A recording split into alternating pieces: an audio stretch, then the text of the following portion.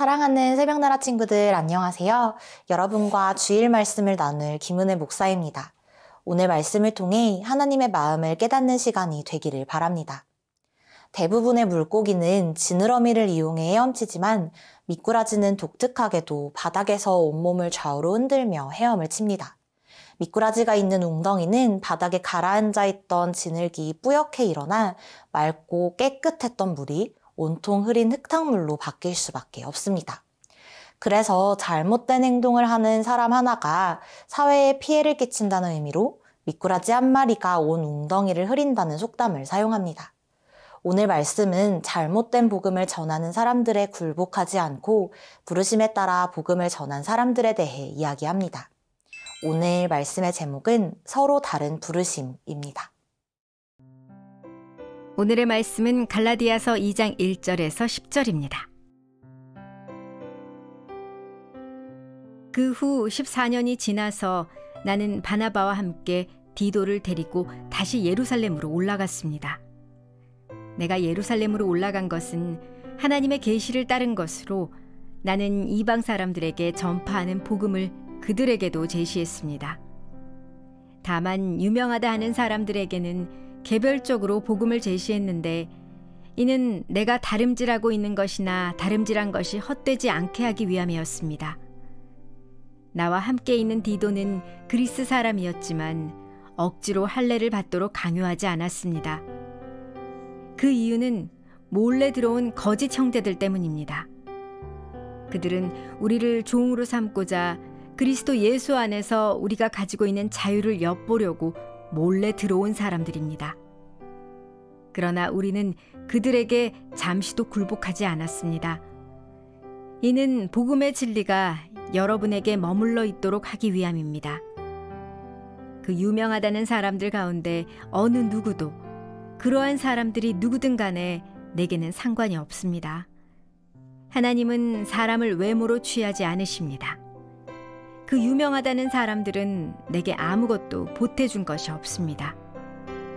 오히려 그들은 베드로가 할례받은 사람에게 복음 전하는 일을 맡은 것처럼 내가 할례받지 않은 사람에게 복음 전하는 일을 맡은 것을 알았습니다. 베드로가 할례받은 사람의 사도가 되도록 역사하신 분이 내게도 역사하셔서 이방 사람의 사도가 되게 하셨기 때문입니다.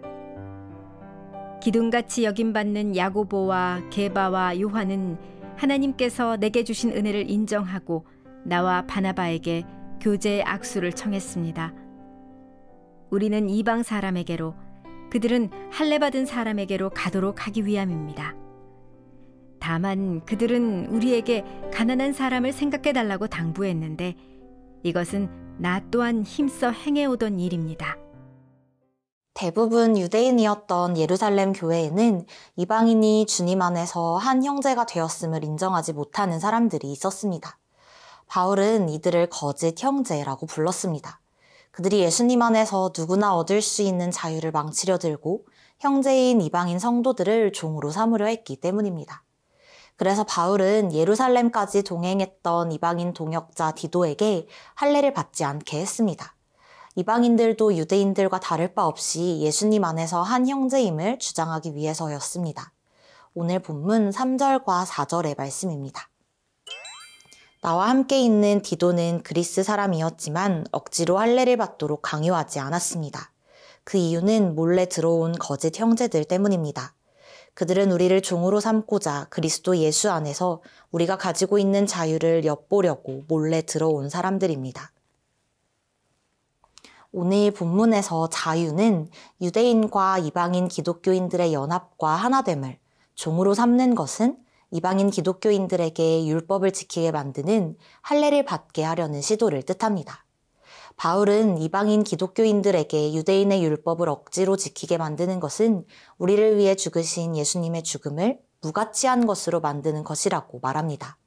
바울의 이러한 주장에 동의하지 못하던 율법주의자들은 바울에게 격하게 항의했지만 바울은 자신의 주장을 굽히지 않고 그들과 격렬한 언쟁을 벌였습니다.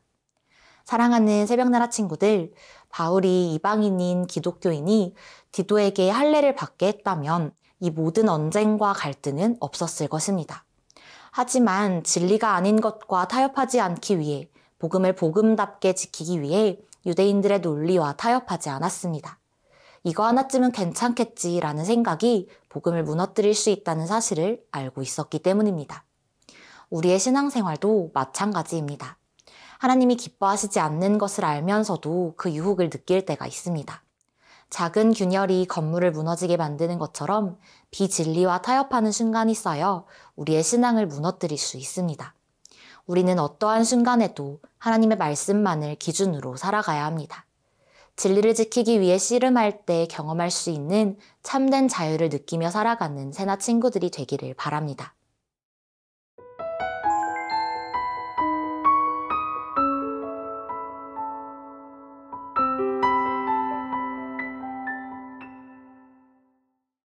사도행전과 바울의 편지들에 나타나는 초대교회는 이방인과 유대인에 대한 다양한 문제 때문에 초대교회에는 유대인 성도들과 이방인 성도들 사이의 차별 문제가 심각했을 것 같지만 실제로는 소수의 거짓 형제들을 제외하면 베드로, 야고보, 요한 등의 사도들을 포함한 예루살렘 교회의 대부분은 차별적 태도나 권위의식을 가지고 있지 않았습니다.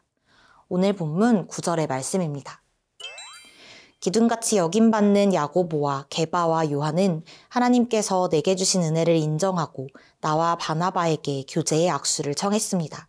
우리는 이방 사람에게로, 그들은 할례받은 사람에게로 가도록 하기 위함입니다. 예루살렘에는 소위 유력한 자들이 있었습니다.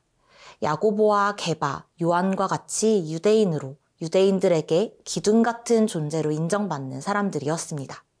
그런 야고보와 게바와 요한이 바울, 바나바와 교제의 악수를 나누었습니다.